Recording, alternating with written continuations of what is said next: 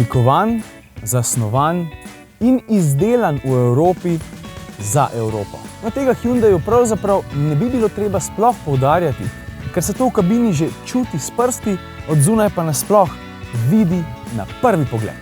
Korejci najbolj zahtevnim in seveda tu moramo biti pošteni zelo muhastim evropskim kupcem namenjajo prav posebno pozornost. To pa zato, ker uspeh tu na stari celini šteje ogromno. In nobenega dvoma ni o tem, kako bliskovito hitro pri Hyundaiu napredujejo iz generacije v generacijo.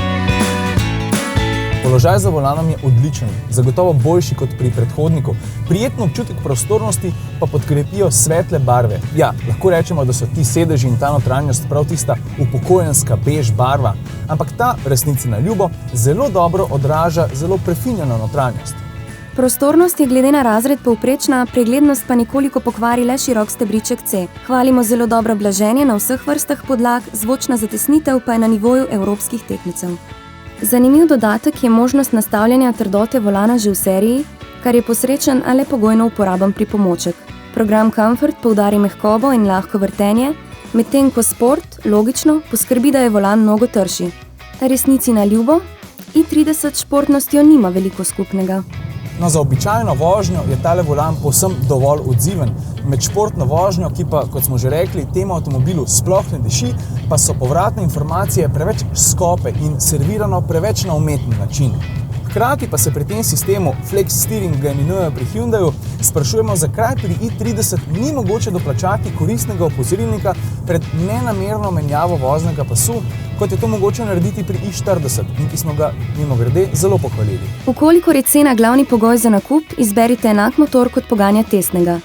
Z le 1,4 litra prostornine, 73 kW in 137 Nm navora na področju zmogljivosti peša, temperamenta seveda ni, poraba pa je bila 6,7 litra razumljiva. Če pa boste na leto delali 40 ali več tisoč kilometrov, potem pride v poštev dizel. Razlika v ceni se bo povrnila v okoli 5 letih.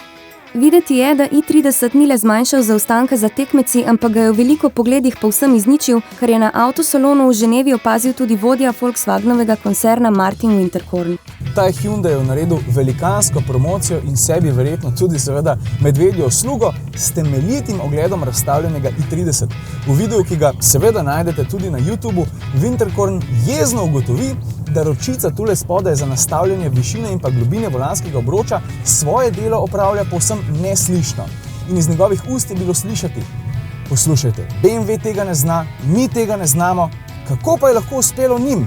To očitno pohvalo je videlo že 1.700.000 ljudi. In kaj je boljšega kot takšen kompliment, ki med vrsticami pravi, da se Hyundaiu znotraj razumnih cenovnih omejitev ni potrebno več bati praktično nobene znamke v segmentu.